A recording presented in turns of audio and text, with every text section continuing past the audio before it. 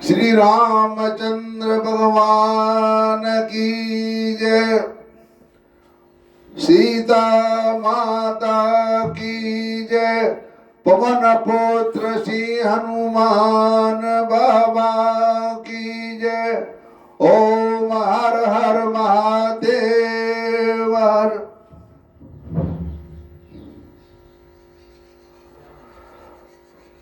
आप सबको मेरा नमस्कार स्वीकृत हो। आज मैं आपको मद भागवत पुराण से श्री रामचंद्र भगवान की लीला के बारे में संक्षेप में बताने जा रहा हूं। उसे आप ध्यान से सुनो। तो सुखदेव जी परिषद से कह रहे हैं कि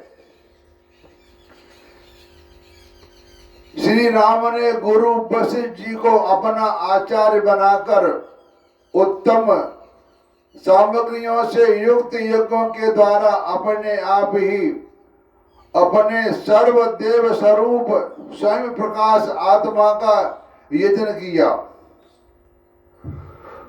उन्होंने होता को पूर्व दिशा, ब्रह्मा को दक्षिण, अर्धव को पश्चिम और उदगाता को उत्तर दिशा दे दी। उनके बीच में जितनी भूमि बच रही थी वह उन्होंने आचार्य को दे दी। उनका यह निश्चय था कि संपूर्ण भूमंडल का एकमात्र अधिकारी निष्प्रह ब्राह्मण ही है। इस प्रकार सारे भूमंडल का दान करके उन्होंने अपने शरीर के वस्त्र और अलंकार ही अपने पास रखे। इसी प्रकार महारानी सीता जी के पास भी केवल मांगलिक वस्त्र और आभूषण ही बचे रहे।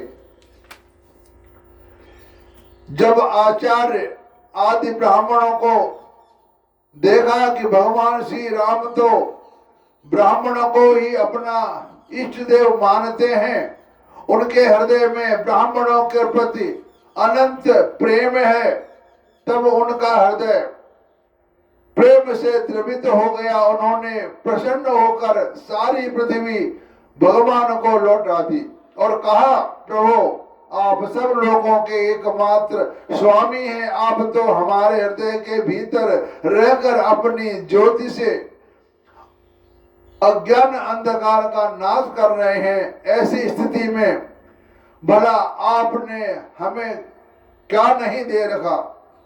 मतलब भगवान ने जो सभी अपनी दान पृथ्वी कर दी थी वह उन ब्राह्मणों ने भगवान राम को वापस कर दी। भगवान हमें क्या चाहिए, आप तो सर्वज्ञ हैं, आपकी कृपा है तो सब कुछ ठीक रहेगा, हमें यह कुछ नहीं चाहिए।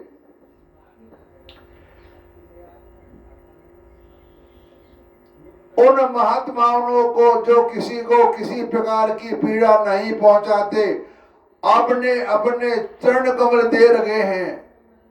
ऐसा होने पर भी आप ब्राह्मणों को अपना इष्ट देव मानते हैं। भगवान आपके इस राम रूप को हम नमस्कार करते हैं। तो एक बार अपनी प्रजा की स्थिति जानने के लिए भगवान श्री राम जी रात के समय छिपकर बिना किसी को बतलाए घूम रहे थे। उस समय उन्होंने किसी की यह बात सुनी। वह अपनी पत्नी से कह रहा था कि अरे तू दुष्ट और कुलटा है, तू पराए घर में रह आई, इसलिए लोभी राम भले ही सीता को रख ले, परंतु मैं तुझे फिर नहीं रख सकता। सचमुच सब लोगों को प्रसन्न रखना टेढ़ी खीर है, क्योंकि कोई भी राजा हर एक प्रजा को खुश नहीं रह सकता। अगर कुछ लोग अच्छा कह रहे हैं तो कुछ लोग बुरा तो जरूर कहेंगे। यह रीत चली आई है, ये कोई नई रीत नहीं है। हम सबको खुश नहीं रख सकते। कोई तो हमें कुछ कहेगा कि अरे इन्होंने ये काम ठीक नहीं किया, क्योंकि मूर्खों की तो कमी नहीं है। जब भगवान श्री राम ने बहुतों के मुंह से ऐसी बात सुनी तो वे लोक पाव के कुछ भयभीत हो गए कि लोग हमसे क्या कह रहे हैं। तो उनके मन में कुछ भय सा लगा या अपमान लगा।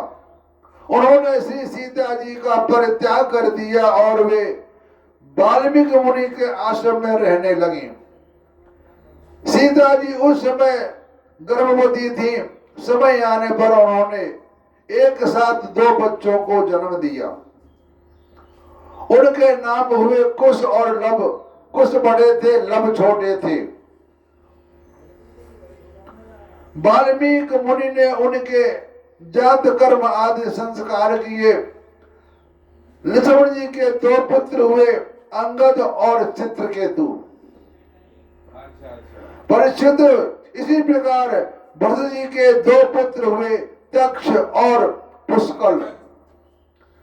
तब शत्रुघ्न के भी 2 पुत्र हुए, सुबाहु और सुतसेनु। भरत जी ने दिग्विजय में करोड़ों गंधर्वों का संहार किया। उन्होंने उनका सब धन लेकर अपने बड़े भाई भगवान श्री राम को सेवा में निवेदन किया।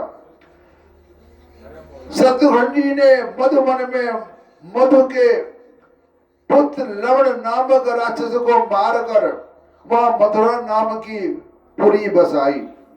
भगवान श्री राम के द्वारा निर्वासित सीता जी ने अपने पुत्रों को वाल्मीकि जी के हाथ में सौंप दिया और भगवान श्री राम के चरण कमलों का ध्यान करती हुई वे पृथ्वी में लोक में चली गई। यह समाचार सुनकर भगवान श्री राम ने अपने शोक वेश को बुद्धि के द्वारा रोकना चाहा, परंतु परम समर्थ होने पर भी वे उसे रोक नहीं सके, क्योंकि उन्हें जानकी जी के पवित्र गुण बार बार याद आया करते थे।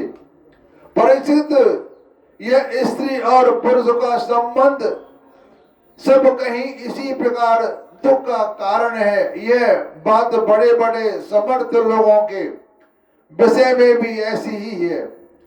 फिर गृहस्थ विषयी पुरुष के संबंध तो कहना ही क्या है। इसके बाद भगवान श्री राम ने ब्रह्मचर्य धारण करके 13,000 वर्ष तक अखंड रूप से अग्निहोत्र का राज किया। इसके बाद अपना स्मरण करने वाले भक्तों के हृदय में अपने उन चरण कमलों को स्थापित करके जो दंडक वन के कांटों से बिक गए थे, अपना स्वयं प्रकाश परम ज्योतिर्मय धाम में चले गए। तो ये मैंने आपको संक्षेप में राम कथा सुना दी। अब इसके बाद आपको मैं श्री चंद्रवंश का वर्णन सुनाता हूं, क्योंकि मद्भागवत जो कथा पुराण है इसमें राम और कृष्ण की दोनों महिमा गाई गई हैं। हमारे व्यास जी महाराज जी ने बताई हैं। पहले श्री राम का चरित्र थोड़ा संक्षेप में सुना दिया, और तो कथा आप सब जानते ही हैं कि राम के बारे में कैसा क्या हुआ। रामायण सुनाने में लग जाऊंगा तो महीनों लग जाएंगे, इसलिए संक्षेप में कहानी सुना दी। अब आप जिस पर ये मद्भागवत महापुराण बना है वह हमारे भगवान श्री कृष्ण महाराज के ऊपर बना हुआ है। लेकिन रामचरित्र का गुणगान करना भी बहुत जरूरी है, क्योंकि भगवान राम सूर्यवंशी हैं और चंद्र भगवान चंद्रवंशी हैं। दोनों का अंश एक ही अंश से पैदा हुए, वो भी विष्णु अवतार हैं और ये भी विष्णु अवतार हैं। इसलिए दोनों की एक ही बात है, चाहे चंद्रवंशी हो चाहे सूर्यवंशी हो। तो सुखदेव जी कह रहे हैं कि परीक्षित, अब मैं तुम्हें चंद्रमा के पावन वंश का वर्णन सुनाता हूं। इस वंश में पुरुरवा आदि बड़े बड़े पवित्र कीर्ति राजाओं का कीर्तन किया जाता है। सहस्रों सिर वाले विराट पुरुष नारायण के नाभि सरोवर के कमल को ब्रह्मा जी की उत्पत्ति हुई।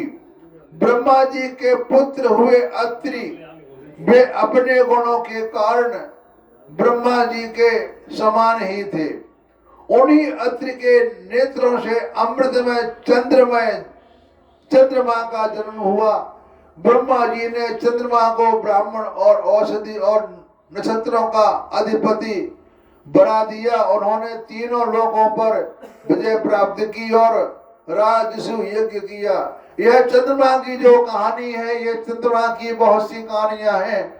एक कहते हैं चंद्रमा शब्द से निकले मंत्र के द्वारा, एक चंद्रमा यहाँ अत्रि पुत्र के पुत्र बताते हैं। चंद्रमा को हम ये नहीं कह सकते कि मंत्र से निकले थे। चंद्रमा अत्रि पुत्र के पुत्र भी चंद्रमा थे। उन्होंने तीसरे लोक पर विजय प्राप्त की और राजसी यज्ञ किया।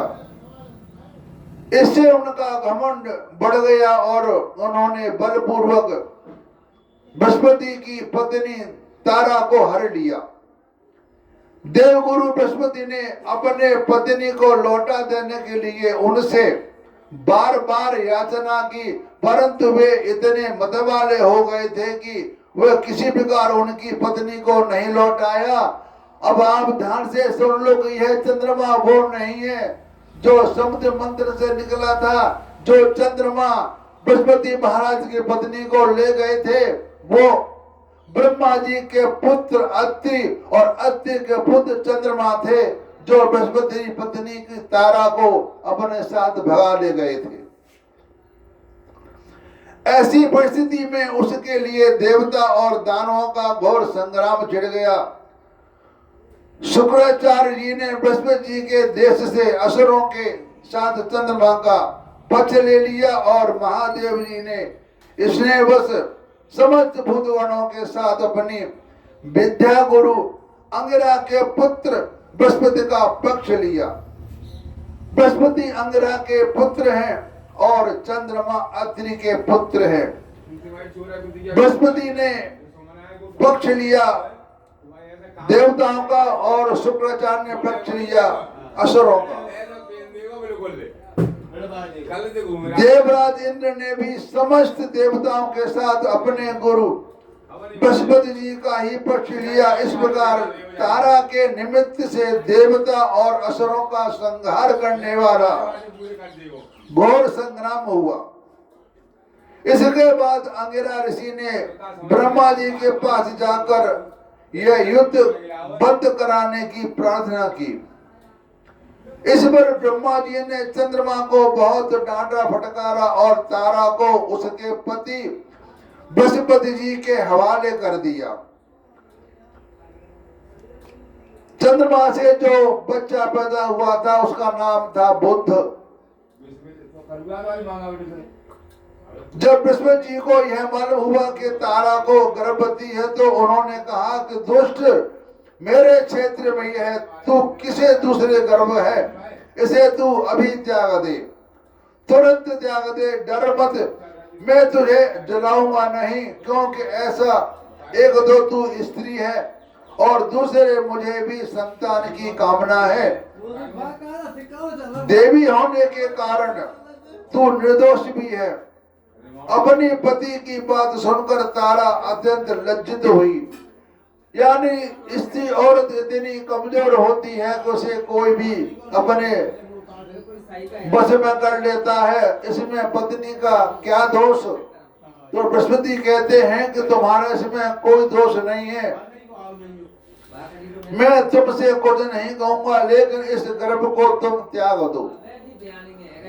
अपने पति की बात सुनकर तारा अत्यंत लज्जित हुई, शर्मिंदा हुई। उसने सोने के समान चमकता हुआ एक बालक अपने गर्भ से अलग कर दिया। उस बालक को देखकर बृहस्पति और चंद्रमा दोनों ही मोहित हो गए और चाहने लगे कि ये हमें मिले, ये हमें मिले। यानी बृहस्पति और चंद्रमा दोनों मोहित हो गए। वो कहने लगे ये बच्चा हमें मिले, ये बच्चा हमें मिले।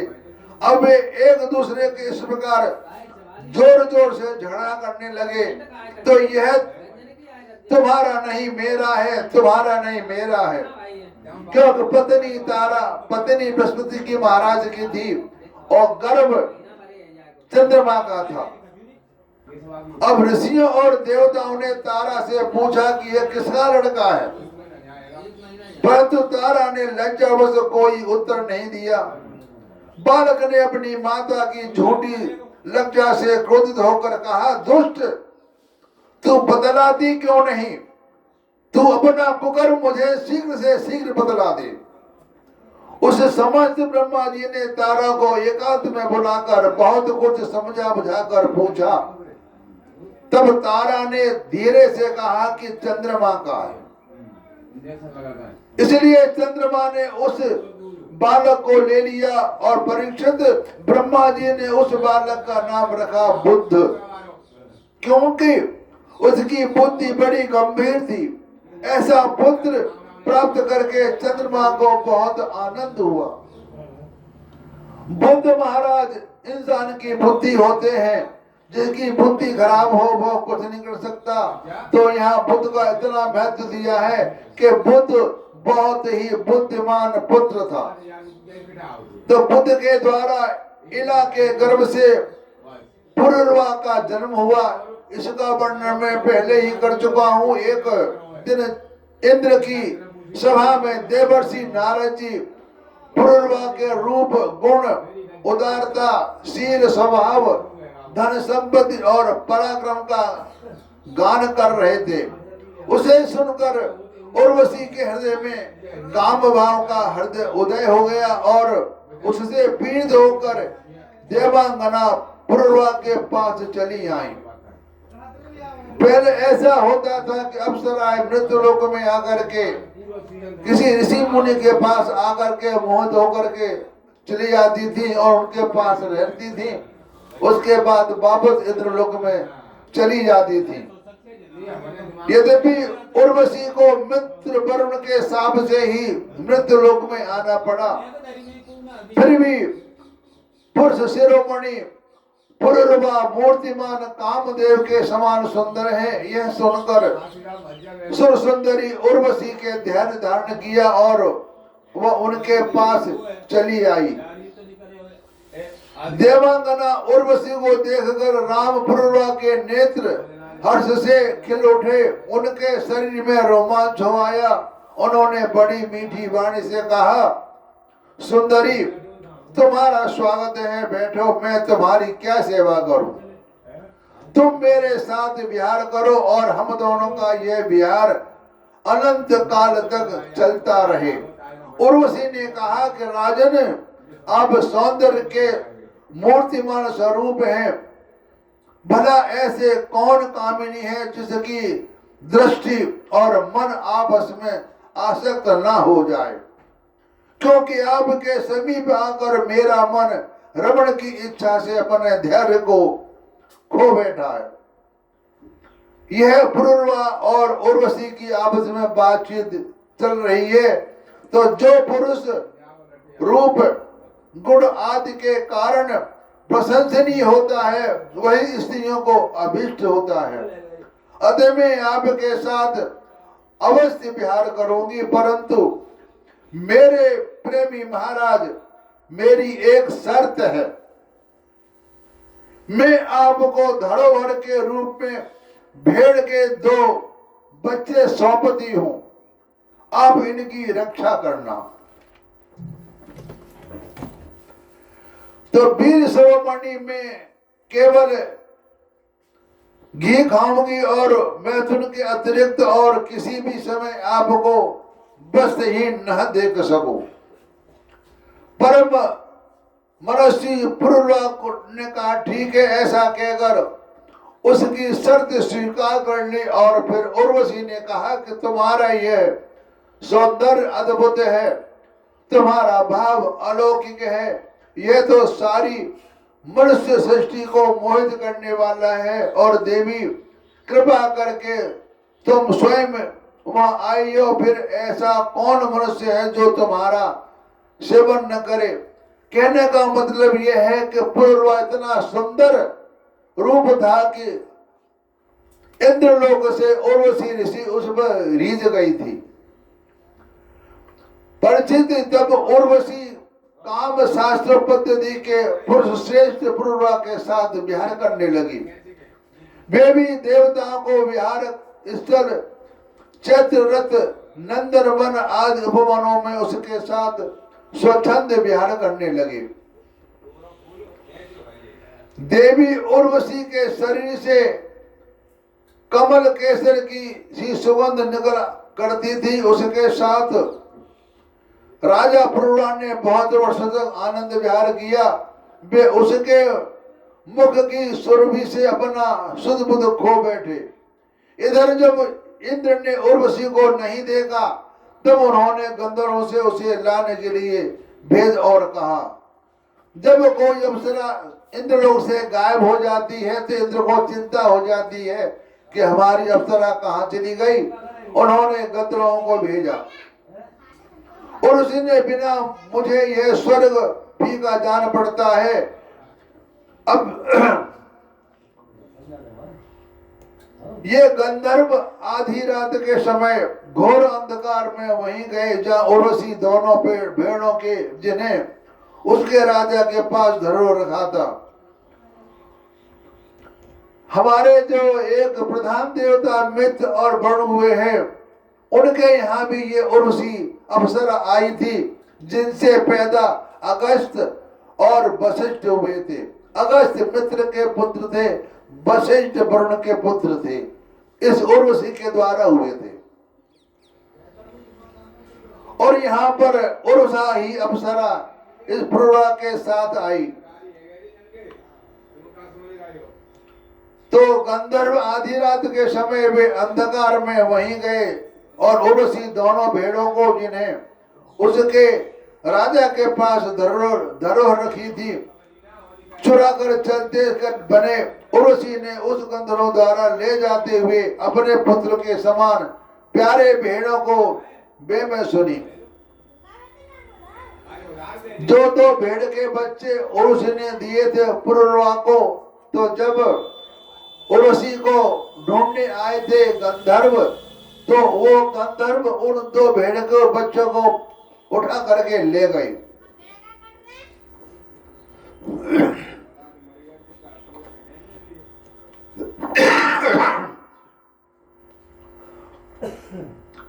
इस कायर को अपना स्वामी बनाकर मैं तो मारी गई। यह नपुंसक अपने को बड़ा ही वीर मानता है, वो मेरे भेड़ों को भी नहीं बचा सका। उर्वशी कहती है कि मैंने इसे शर्त रखी थी कि मेरे भेड़ के दो बच्चे हैं, इनको संभाल कर रखना, वो भी इसने संभाल कर नहीं रख पाए। इस पर विश्वास करने के कारण लुटेरे मेरे बच्चों को लूट कर लिए जा रहे हैं। मैं तो मर गई, देखो तो सही। यह दिन में तो मर्द बनता है और रात में स्त्रियों की तरह डरकर सोया रहता है। तो जैसे कोई हाथी को अंकुश से बेच डाले वैसे उर्वशी ने अपने वचन बाणों से राजा को बिंद दिया। मतलब उससे ऐसा कहा कि राजा पुरुरवा कुछ चुपचाप रह गए, कुछ कह नहीं सके। तो राजा पुरुरवा को बड़ा क्रोध आया और हाथ में तलवार लेकर वस्त्रहीन अवस्था में ही उस उर्स की ओर दौड़ पड़े। गंधर्वों ने उनसे झटपट से भेड़ों को तो वहीं छोड़ दिया और स्वयं बिजली की तरह चमकने लगे। जब राजा पुरुरवा भेड़ों को लेकर लौटे तब उर्वशी ने उस प्रकाश में उन्हें वस्त्रहीन अवस्था में देख लिया। बस वही उस समय उसे छोड़कर चली गई है। उसकी शर्त थी, अगर मैंने तुमको नग्न देख लिया तो मैं तुम्हें छोड़ करके चली जाऊंगी। तो सुखदेव जी कहते हैं कि राज पुरुरवा ने अपने सैनागर में अपनी प्रियतमा उर्वशी को नहीं देखा तो वे अनमने हो गए और उनका चित्त उर्वशी में बसा हुआ था। वे उसके लिए शोक से बेहाल हो गए और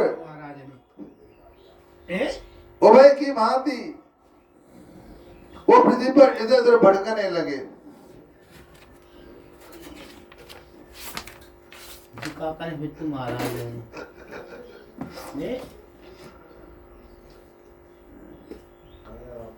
एक दिन कुरुक्षेत्र में सरस्वती नदी के तट पर उर्वशी और उसके 5 प्रसन्न मुखी सखियों को देखा और बड़ी मीठी वाणी से कहा, प्रिय तनिक ठहर जाओ, एक बार मेरी बात मान लो। निष्ठुर अब आज तो मुझे किसी सुखी किए बिना मत जाओ, क्षण भर ठहरो, आओ हम दोनों कुछ बातें तो करने। देखो देवी, अब इस शरीर पर तुम्हारा कृपा प्रसाद नहीं रहा, इससे तुमने इसे दूर फेंक दिया, अतः मेरा यह सुंदर शरीर अभी ढेर हुआ कर जाता है और तुम्हारे देखते देखते इसे भेड़िए और गीद खा जाएंगे। और उसी ने कहा कि राजन, तुम पुरुष हो, इस प्रकार मत मरो। देखो सचमुच ये भेड़िए तुम्हें खा न जाए। स्त्रियों के किसी के साथ मित्रता नहीं हुआ करती। स्त्रियों का हृदय और भेड़ियों का हृदय बिल्कुल एक जैसा होता है। यहाँ उर्वशी कह रही है कि स्त्रियों का हृदय और भेड़िए का हृदय एक जैसा होता है। स्त्रियां निर्दयी होती हैं, क्रूरता तो उनमें स्वाभाविक ही रहती है, तनिक भी बातों में चिढ़ जाती हैं और अपने सुख के लिए बड़े बड़े साहस के काम कर बैठते हैं। देवियों माताओं, आप इस बात को बुरा मत मानना, यह तो जो उसमें लिखा है वही मैं कह रहा हूं, मैं अपनी तरफ से कुछ नहीं कह रहा। जो लिखा है सो सच है, झूठ है ये भगवान जाने। तो थोड़े से स्वार्थ के लिए विश्वास दिलाकर अपने पति और भाई तक को मार डालती हैं, ये कहा गया है। इनके हृदय में सौहार्द तो है ही नहीं, भोले भाले लोगों को झूठ मूठ का विश्वास दिलाकर फांसी लेती हैं और नए नए पुरुष को चाट से उल्टा और स्वच्छंदचारिणी बन जाती हैं। तो फिर तुम धीरे करो, बताओ ये उर्वशी ऋषि अपनी ही बुराई अपने आप से ही कर रही है कि स्त्रियां ऐसी होती हैं, इनकी बातों में मत आया करो।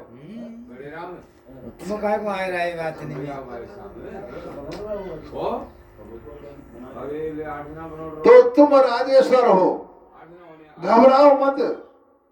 प्रति 1 वर्ष के बाद एक रात तुम मेरे साथ रहोगे, तब तुम्हारे और भी संतानें होंगी। तो राजा पुरुला ने देखा कि उर्वशी गर्भवती है, इसलिए वे अपने राजधानी में लौट आए। 1 वर्ष के बाद फिर वहां गए, जब तक उर्वशी एक पुत्र की माता हो चुकी थी। मैंने आपसे बताया था कि स्वर्गलोक में जो लोग रहते हैं वह सशरीर रहते हैं, हमारी तुम्हारी तरह। क्योंकि ये एक उदाहरण आपको दे रहा हूं। उर्वशी अप्सरा ने पुत्र को जन्म दिया, फिर वो इंद्रलोक को चली जाती हैं। तो ये देवता लोग सशरीर स्वर्गलोक में रहते हैं। और उसी के मिलने से पुरुला को बड़ा सुख मिला और वे एक रात उसी के साथ रहे। प्रातःकाल जब वे विदा होने लगे तब विरह के दुख से अत्यंत दीन हो गए। और उसी ने उनसे कहा, तुम इन गंधर्वों की स्तुति करो, ये चाहे तो तुम्हें मुझे ही दे सकते हैं। तब राजा पुरुला ने गंधर्वों की स्तुति की और परीक्षित राजा पुरुला की स्तुति से प्रसन्न होकर गंधर्व ने उन्हें एक अग्निस्थली दी। राजा ने समझा यह उर्वशी है, इसलिए उसको हृदय से लगाकर वे एक मन से दूसरे वन में घूमते रहे। मतलब उर्वशी ने कहा कि तुम गंधर्वों की स्थिति कर लो, इनको मना लो, तो ये मुझे वापस तुम्हें दे देंगे। तो राजा ने जब ये उर्वशी है तो उन्होंने जो उनको स्त्री दी थी वो उर्वशी नहीं थी, कोई और स्त्री थी।